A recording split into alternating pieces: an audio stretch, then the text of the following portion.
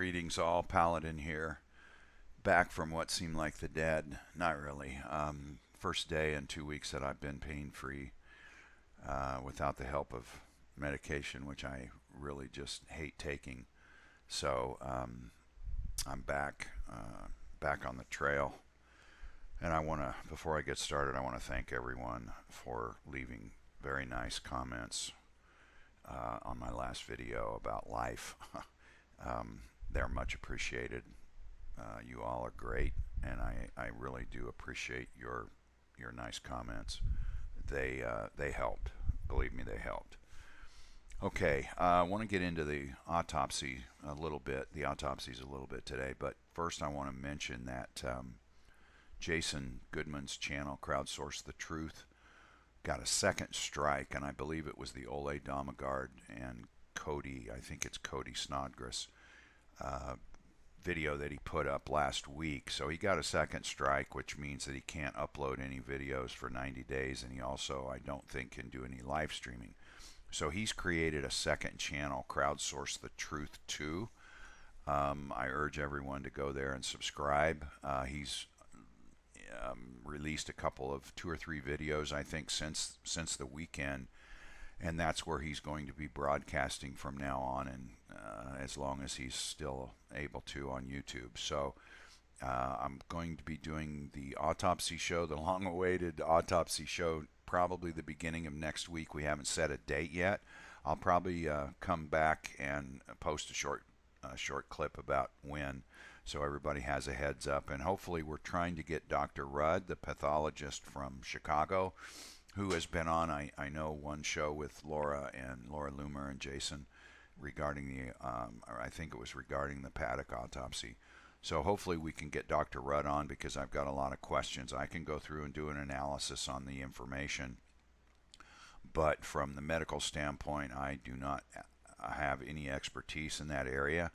So I have a lot of questions that I would love to pose to Dr. Rudd, and I'm hoping that he's going to be able to make the broadcast. Okay.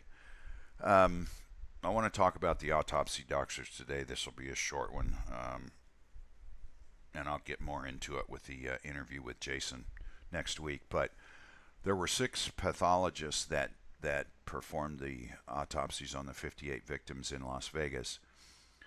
Of the 6, 3 of them did 50 autopsies, and the other 3 did 8.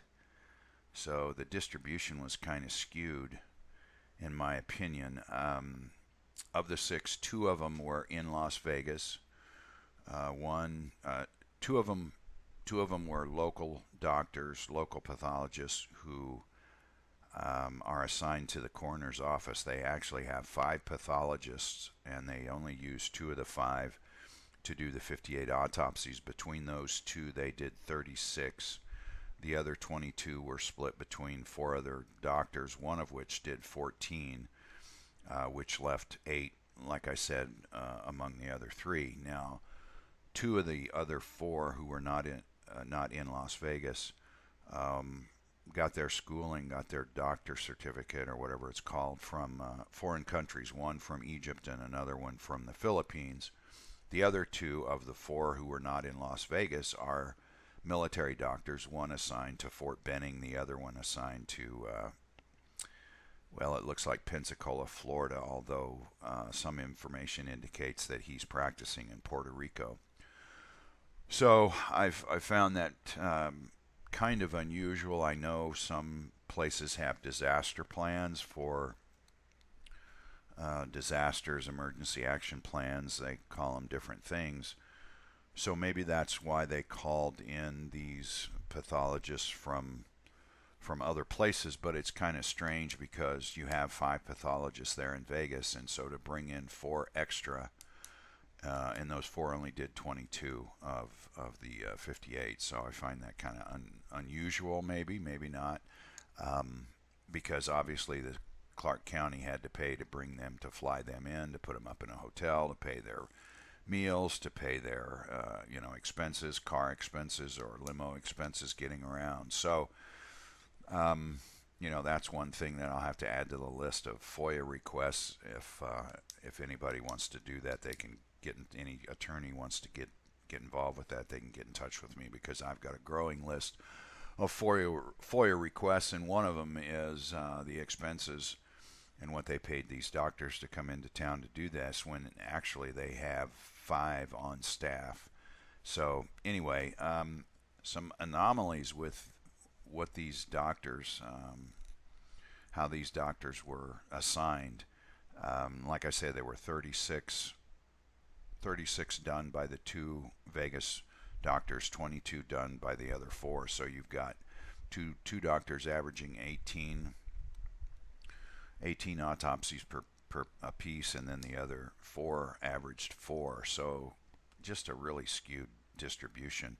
I didn't do a deep dive on the doctors, but I did get enough to find out where they practiced, what states they were in. One doctor that came from the Philippines is practicing at the University of Michigan in Ann Arbor. He performed 14 autopsies. In Wayne County in Michigan, they have a contract with the University of Michigan to contract all their autopsies. So, and this particular doctor got his ME license in Nevada exactly 1 month before the shootings. So I found that kind of strange. Now, 2 of the 6 doctors have a DO, which is a doctor of, I probably won't pronounce this correctly, osteopath,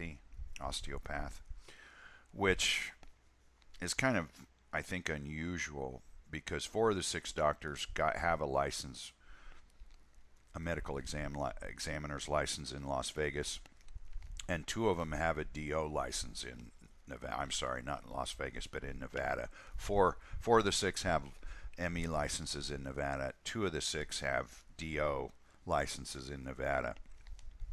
So it's just, I don't know, kind of interesting. I'm going to present the findings, the analysis in the show with Jason, and I will split that up into 2 phases. One will be just the normal, or the analysis of the numbers of the total autopsies, and then I'll break it down by doctor, because there are some interesting nuances within each doctor's reports. Overall, they're not consistent.